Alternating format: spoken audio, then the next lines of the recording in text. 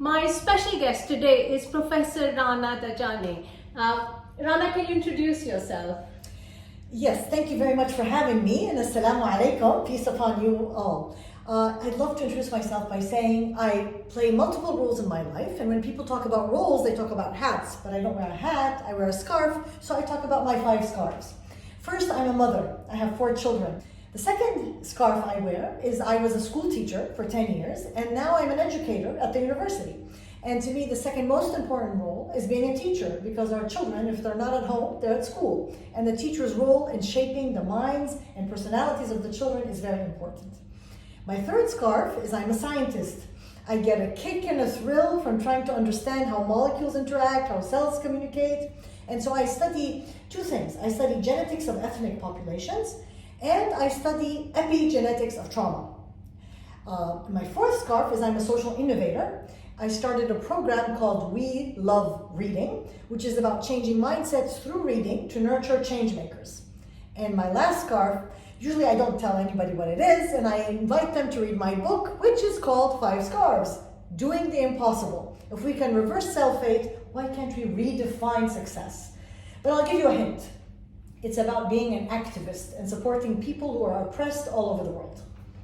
Wow, very inspirational. And just for the context, Rana and I met at the University College London, where we were both doing a workshop and speaking on trauma. And there's more and more understanding, Rana, about how trauma can affect individuals. And there's a move from single traumas to complex trauma, and understanding how interrelational and societal trauma can have an impact in terms of creating chronic stress or inflammation from a physical health point of view, and a number of psychiatric conditions. My question to you is a 2-part question. My first question, number 1, what is epigenetics? Number 1, what is epigenetics of trauma? And number 2, does trauma leave a chemical mark on our DNA? Excellent questions. So epigenetics is a new field of science. It's in infancy, and there's so much we want to learn. But basically, we manifest ourselves in the world. What we call our phenotype is a combination of what we inherit from our parents, our genetics, and the environment around us, and how we interact with that environment. Now, how the environment impacts our DNA, this is what we call epigenetics. And what that means is that our DNA is not actually changed in the sense that there's no changes in the sequence, but epigenetics says that the environment can turn on or off particular genes. And because those genes are turned on or off, then their function is changed, and therefore who we are in the world, our phenotype, will also differ. And so, to answer the second question, when we experience anything in our environment, whether it's trauma or exercise or a better lifestyle or being with somebody you love or listening to a good story, that will impact and change some genes, turn them on and off. But we don't know which ones yet. This is something we're trying to explore. And so we're trying to actually ask 3 questions. 1, what is the impact of the environment, and in particular trauma? What genes are turned on and off as a result of that? Mm-hmm. The second question, can there be interventions that can reverse those changes? Mm-hmm. And third, the changes on our DNA, the epigenetic changes that happen because of trauma, are they transferred across generations or not? So those are the 3 hot questions that scientists, including myself, are trying to understand. That is really interesting, and that's what inspired me to talk to you for my channel. My next question for you is exactly that these changes that happen in the DNA, number 1, are they reversible? Number 2, are they all bad? And actually I'm going to add a third one, say, yes, do they cross generations? Great questions. So I'll take them one by one. First of all, when the traditional approach to understanding trauma has been very negative. And what we want to challenge is that humans don't respond necessarily negatively to trauma, right? Other than putting ourselves in a box of good and bad, 0 and 1, negative and positive, we propose a different way of looking at it. And we use epigenetics to support this new approach. So we want to say that we, as humans, we have evolved over 200,000 years, right? So we've been exposed to different types of trauma throughout, and we have survived, and we have thrived, and we have flourished. So what does that mean in the context of trauma?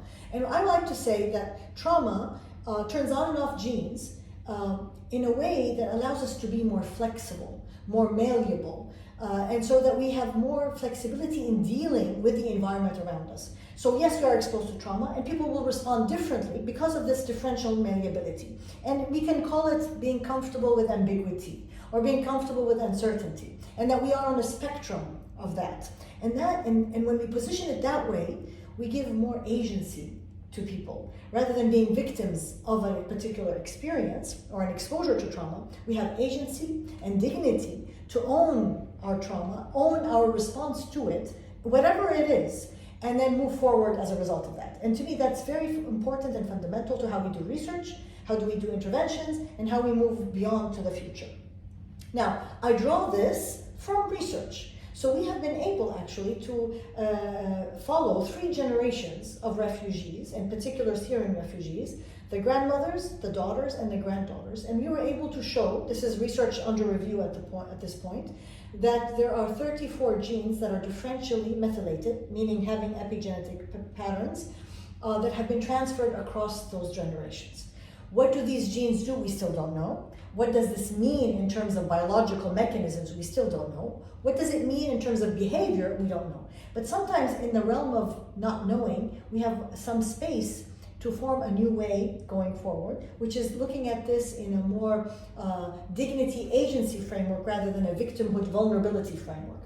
And that's what we are trying to do, to shift how we measure trauma, how we measure interventions, and most importantly, when policies come out, they look at people with dignity and agency to take control of their own lives, to identify their challenges and to come up with their own solutions, which will be more sustainable and therefore will work better.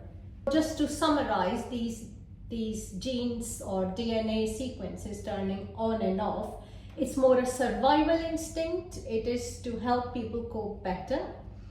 We don't know. All what we can say is that you have a number of genes who are differentially changed, meaning either on or off. We don't know that either, right? All we know that there's a pattern that has been inherited. What does it mean is our next step, and that's why science is so exciting, because it's like putting a puzzle together. You put the one piece and it's fantastic, but then you have 10 other pieces that you have to deal with. And so the questions will always be forthcoming, the research will always happen, and that's why I love being a scientist. Well, that's interesting, isn't it? Because we talk about trauma so loosely without realizing the impact, how deep it is. So would you say, are the changes reversible, number one, and 2, do they cross generations? So for the question about are the changes reversible, like I said, epigenetics is in its infancy. We're just starting to document what genes are turned on and off as a result of exposure to trauma. And we, for example, I have a program called We Love Reading, which is about reading aloud to children, so that through reading, we change their mindsets to become changemakers. And we had hypothesized that that is an intervention that can change and reverse the epigenetics marks of trauma. So we are actually in the middle of a study where we collected DNA samples from the children who have been read to through this program and their parents. And now we're actually trying to look at their whole epigenome to find out, are those genes changed because of trauma, and have they been reversed or changed because of the intervention? So again, stay tuned for those results that are coming. And I'm sure you'll be back on my channel to tell us the results one day. And then what about intergenerational transfer of these changes in the DNAs? Yeah, so the research that we just finished, and this is under review, we have been able to trace families who have been exposed to trauma in 1980. There was a big massacre in a city in Syria.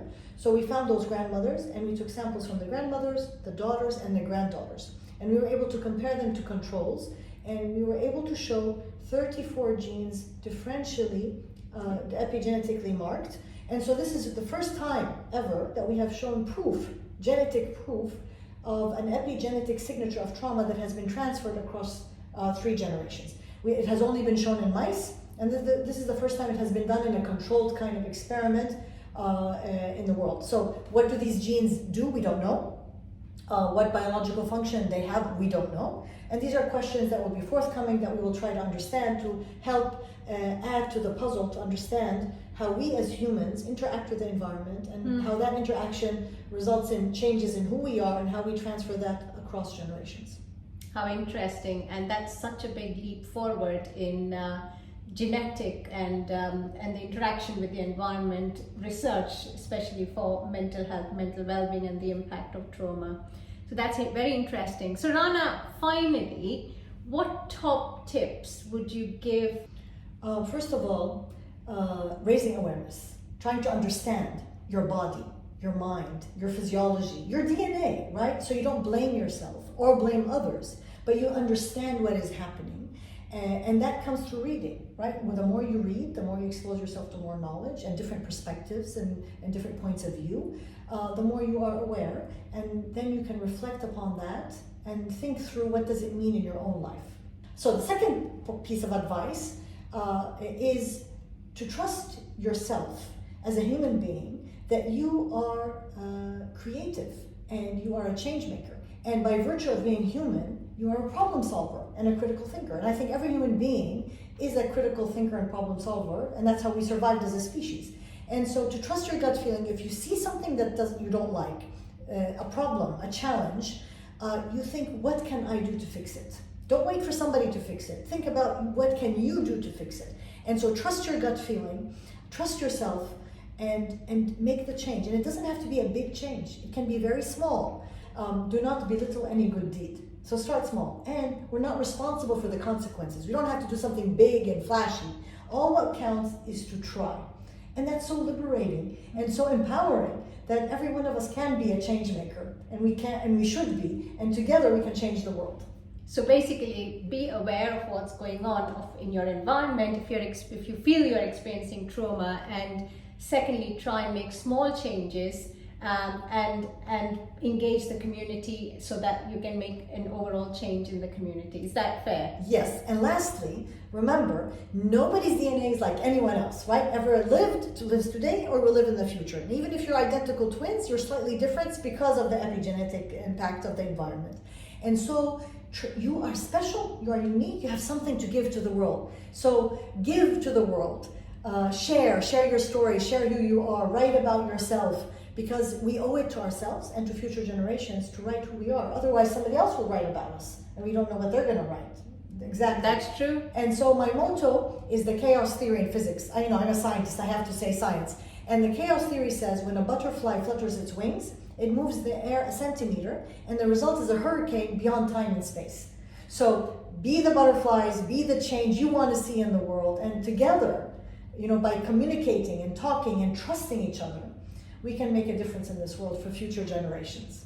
That is such a powerful thought. So if you enjoyed today's video, please subscribe to the channel. The more subscribers I have, the more YouTube gives me the ability to create more powerful videos. Please like it, share it, tell it to all the people you know. Thank you for watching, and thank you so much, Rana, for being here. Thank you.